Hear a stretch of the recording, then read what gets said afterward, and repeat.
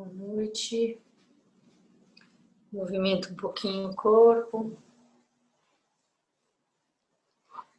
Espero que vocês estejam bem. Nesse dia lindo hoje que fez. Ensolarado. Quem saiu, na rua, quem ficou em casa, acho que talvez tenha ainda mantido um pouco frio.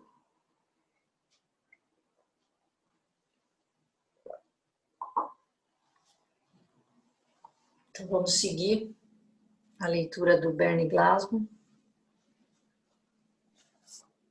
Do inferno ao paraíso.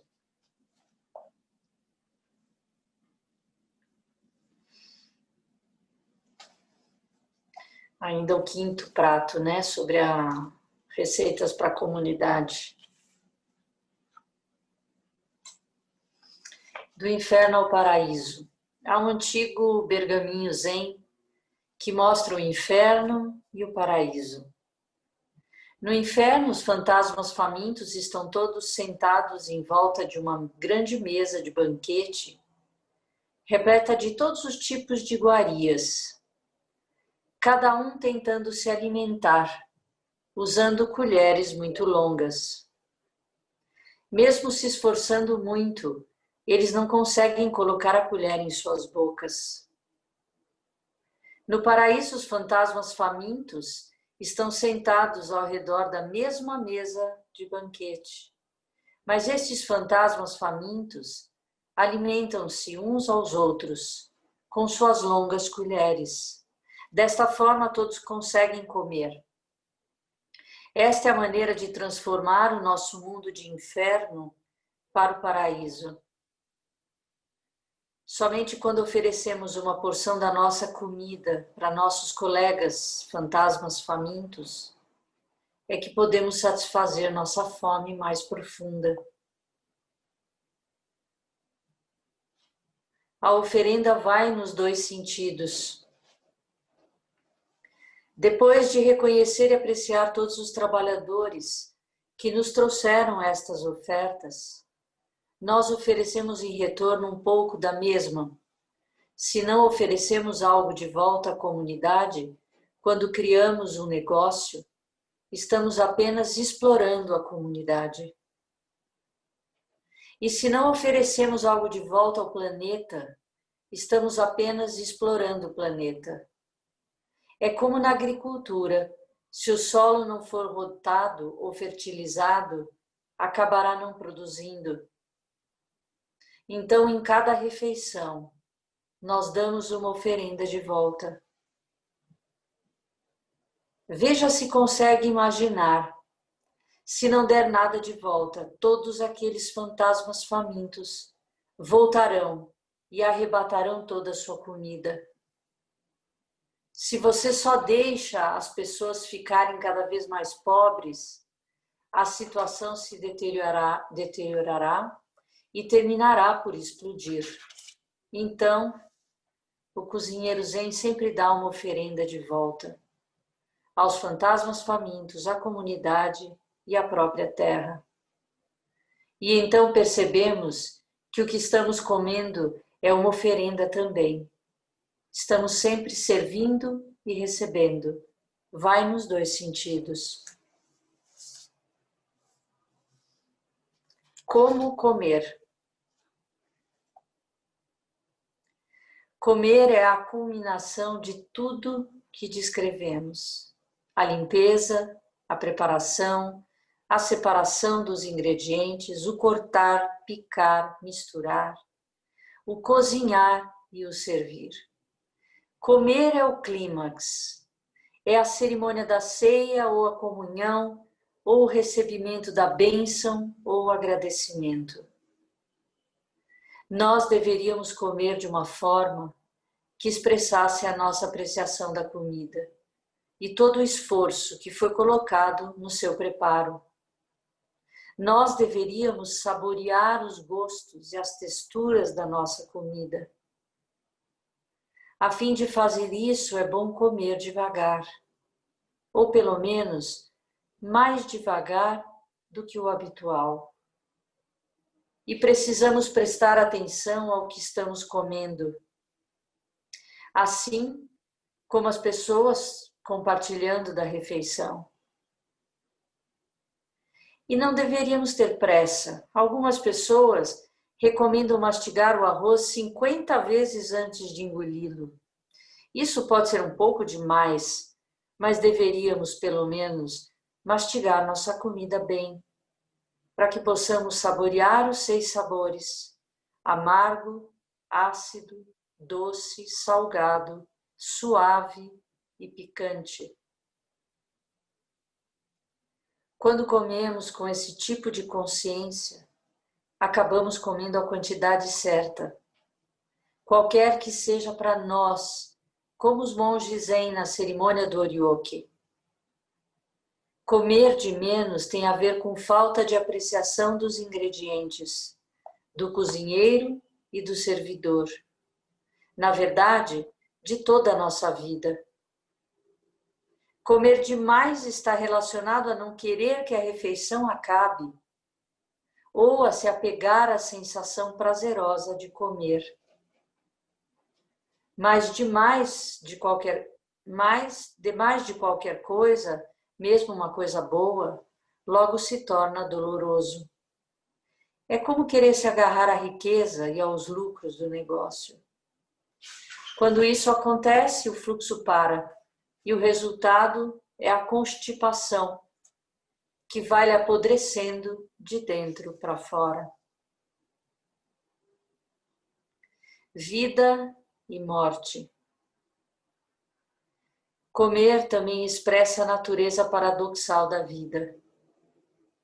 Quando comemos uma refeição que cozinhamos, nós percebemos que tudo o que criamos, todo o nosso trabalho, foi para o consumo, para a aniquilação. A vida é um processo constante de criação e destruição. Nós não podemos nos apegar à comida que fizemos. Nós temos que usá-la.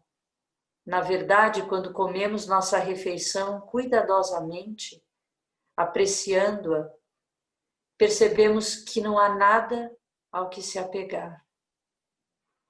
A comida é tanto uma oferenda quanto um sacrifício. Na tradição zen, o primeiro preceito é não matar. Uma forma de estudarmos este preceito é considerar todos os seres que abriram mão das suas vidas para que as nossas vidas continuassem. A cada momento esta vida está sendo criada e envolta por bilhões de oferendas e sacrifícios. Então, o primeiro preceito acaba sendo uma formidável apreciação do fluxo da vida. À medida que nossa experiência de vida aumenta e se aprofunda, nós, espontaneamente, minimizamos a quantidade de sacrifício necessário para nossa subsistência e começamos a viver mais simplesmente. Uma gratidão aumenta por este infinito sistema de apoio, nos motiva a fazer o melhor uso possível de todos estes sacrifícios. Por exemplo, nós podemos nos tornar vegetarianos ao invés de comedores de carne. Embora tanto comer carne como comer vegetais envolve a perda de uma vida, nós podemos levar em conta a diferença entre comer coisas que são conscientes de serem mortas e coisas que não são. A poderosa ironia do coração da prática Zen é que a forma mais forte de seguir o primeiro preceito de não matar é extinguindo o eu. Se nós podemos matar, isto é, verdadeiramente esquecer o eu, nós estamos naquele momento nutrindo e promovendo a vida da forma mais plena e genuína possível. Quando extinguimos o eu, nós eliminamos a separação que ameaça a vida e torna a matança possível, em primeiro lugar, porque zazen é estar presente para a totalidade da vida, não apenas para os pedaços que gostamos e não gostamos. Significa não sentir a separação, não ver a outra pessoa como diferente de mim. Recentemente eu pensei na vida de Buda e eu pensei no seu pai tentando isolá-lo do sofrimento, da velhice e da morte. Isso se tornou uma metáfora para a negação ou a evitação dos aspectos de nós mesmos ou da sociedade de que temos medo ou de que não estamos prontos para enfrentar. Nos últimos 5 ou 10 anos, eu senti uma necessidade de encarar de frente os aspectos da sociedade que eu temo ou nego. Para mim, a importância de encarar o que é negado cresceu a partir do meu zazen, do meu testemunho da vida como um todo. Quando eu testemunho, eu aprendo, eu me abro para o que é. Há um processo de cura nisso. E as coisas que estamos negando nos ensinam. Nós não vamos até elas para ensinarmos. Elas nos ensinam.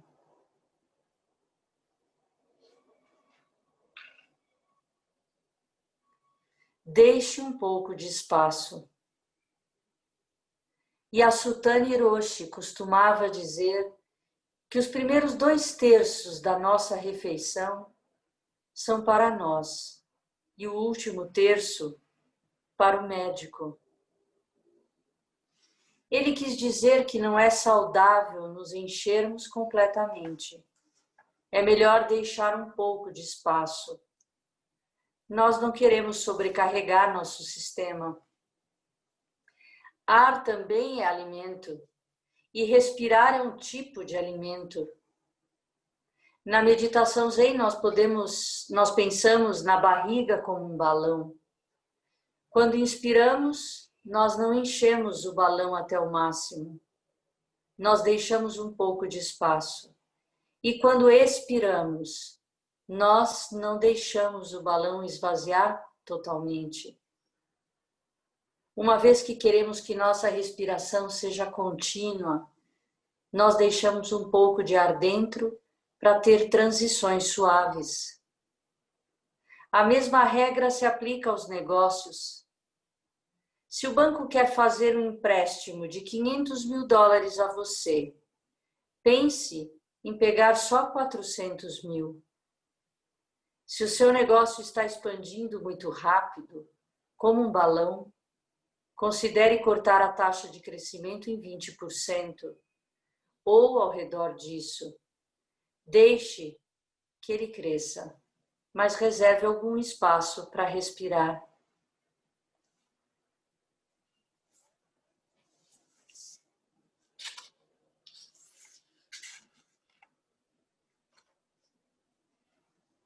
Eu vou ler só mais um. O pão diário.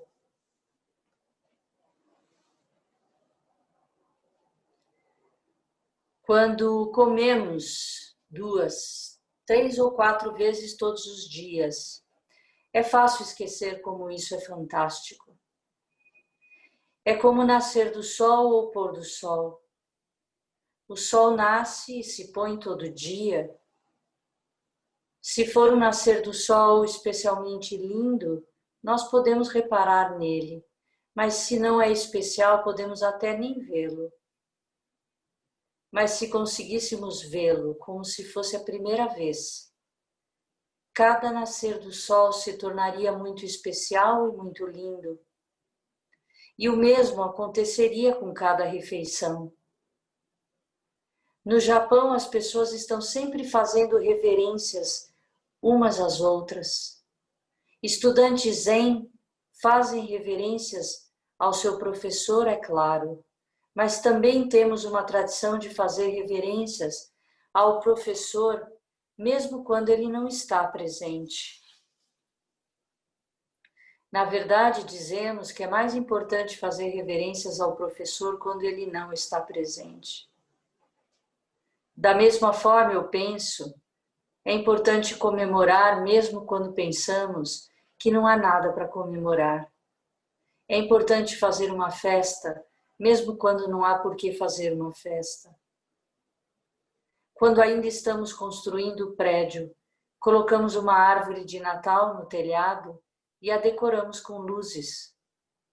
Mesmo que o prédio ainda não estivesse terminado, nós aproveitamos aquela ocasião, nós aproveitamos naquela ocasião tempo para celebrar. É fácil reverenciar o professor quando ele ou ela estão lá. É fácil celebrar quando há algo para celebrar. Mas é mais difícil e mais importante ver o potencial da vida o tempo todo.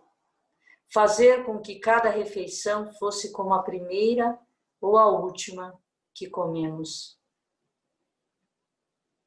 Quando oferecemos e servimos esta refeição suprema, não só alimentamos as pessoas ou as ensinamos como cozinhar, nós ensinamos e as motivamos a ensinar e a motivar outras pessoas, e a ensinarem e a motivarem ainda mais pessoas a como cozinhar.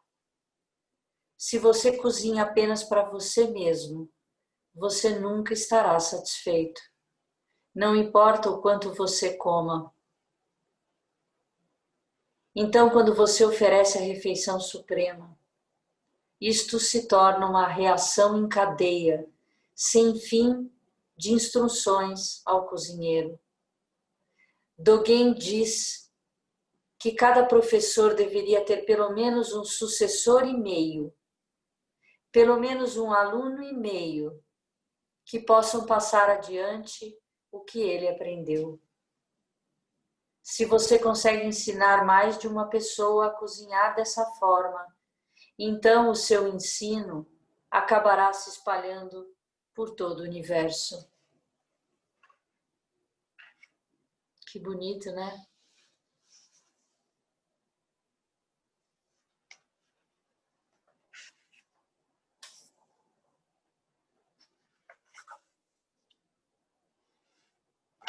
Isso me lembrou quando a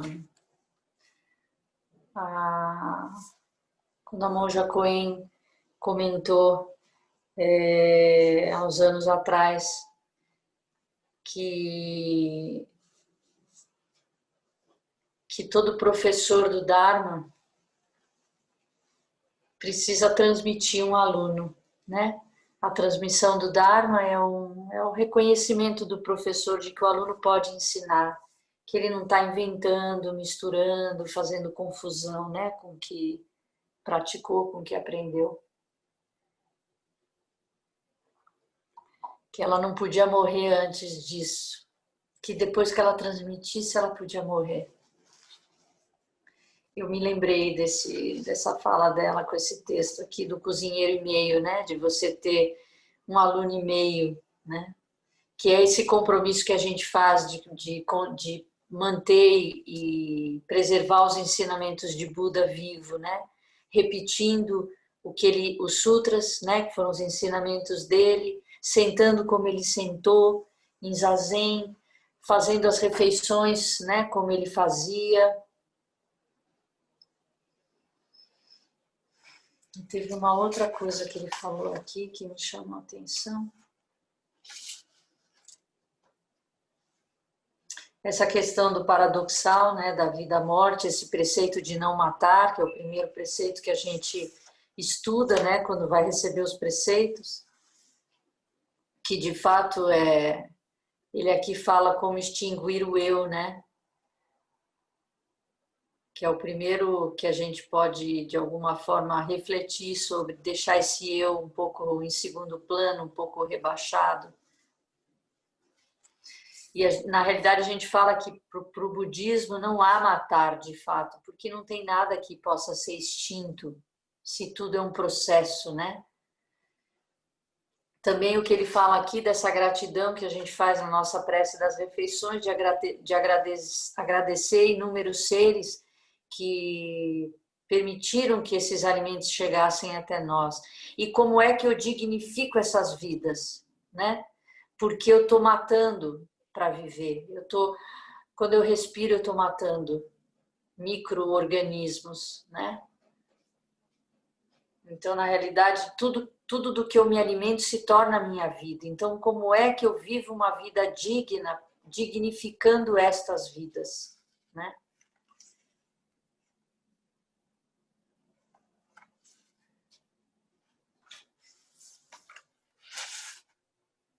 Depois ele vai falar sobre limpar a mesa. Vou deixar para amanhã. Alguém quer falar alguma coisa? Quer perguntar alguma coisa?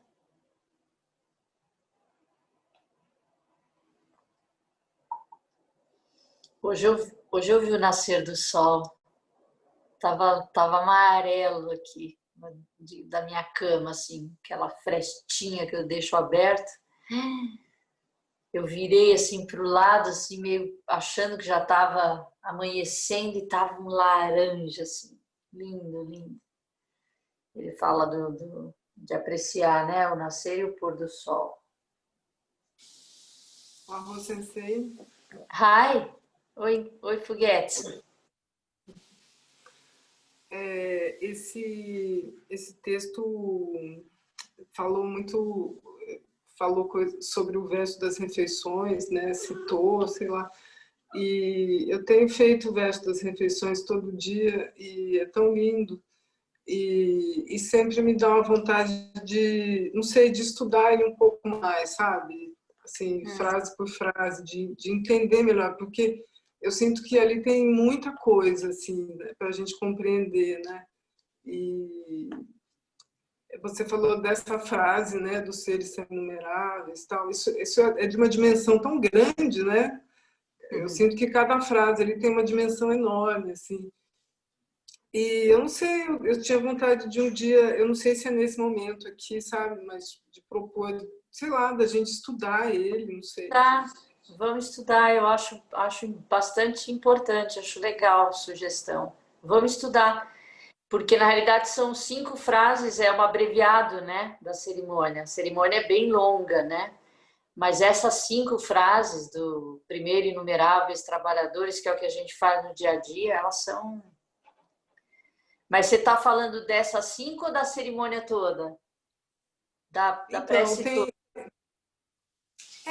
até aquela parte, a parte superior para os 3 tesouros, a parte do meio para os 4 veneráveis, a parte inferior para os 6 mundos. Né? O que são esses 6 mundos? Assim comemos com todos, primeiro para extinguir o mal, né? Gente, é tanta coisa. Muito bom, vamos. Você sabe que recentemente no grupo de estudos de preceitos, a gente foi atrás justo dessa parte. Quem são os 4 veneráveis? Que a gente fala e não sabe, né? E o Andrezinho, não sei se ele está conectado hoje, ele foi atrás pesquisar isso para a gente. E ele voltou com que os 4 veneráveis, os 3 tesouros é Buda, Dharma e Sangha, né? A parte superior para os 3 tesouros, para Buda, Dharma e Sangha, as 3 joias. Os 4 veneráveis são Dogen Sama, Koun Ejo, Tetsu Gikai e Keizan Jokin. Porque Dogen Sama e Keizan Jokin são os 2 fundadores da ordem. E os outros estão no meio. São os 2 que não deixaram que a linha de consanguinidade se perdesse. Porque Keizan Sama conheceu Dogen, né? Keizan nasceu 15 anos depois que Dogen Sama morreu. E depois que Dogen morre, como toda história aconteceu com Shakyamuni Buda, há um racha na Sangha, né? Porque mesmo Dogen Sama tendo dito quem ele queria que fosse o seu sucessor, os discípulos conflitaram, não acharam que estava fazendo correto, achavam que ele estava deturpando. Então Tetsugikai não briga e sai de Eiregi. Então eles saem, eles de alguma forma preservam a essência dos ensinamentos de Dogen. Então os 4 veneráveis parece que são eles, não é? E os 6 mundos, a gente pode, vamos estudar, mas os 6 mundos são os 6 mundos do Sansara, que o tibetano usa muito, né? Que é a nossa existência aqui, né?